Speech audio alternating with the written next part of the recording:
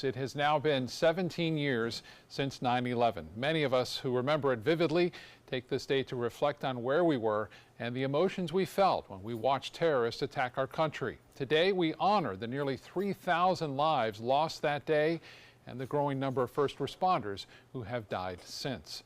There have been many events across the nation and right here on the Suncoast to honor those we lost that day. ABC 7's Marla Spence attended a remembrance ceremony at the University of South Florida Manatee campus and talked to a survivor. More than 2,900 flags lay here in the courtyard of USF Sarasota Manatee. They're placed here in honor of the many lives lost 17 years ago today.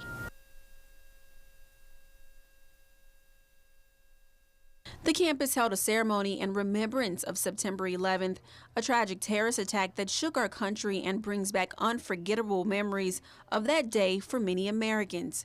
David Kotok of Cumberland Advisors in Sarasota spoke at today's event. He says he was in the South Tower of the World Trade Center for a conference with a group of other economists that day. The conference was happening on the ground floor of the South Tower when a plane went crashing into the North Tower. At that very second, he says he had no idea what was happening, but knew he had to get out quickly. There was only one exit I could take, an emergency door on Liberty Street. And of course, as soon as you were outside, you saw the North Tower smoking, and you saw people hanging out and trying to stay alive. You saw jumpers.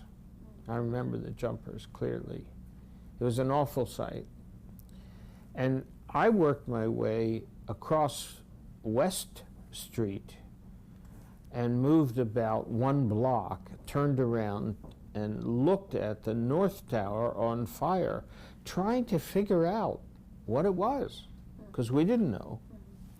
And while I was there, I saw the plane hit the South Tower. Kotok says after the attack for 6 weeks, he could not sleep, and up to this very day, he still gets alarmed by loud noises, which he believes is a result of the attack.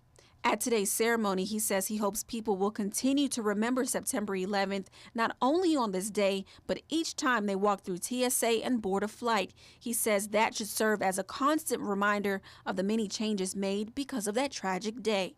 I'm Marla Spence reporting for ABC 7, your Suncoast News.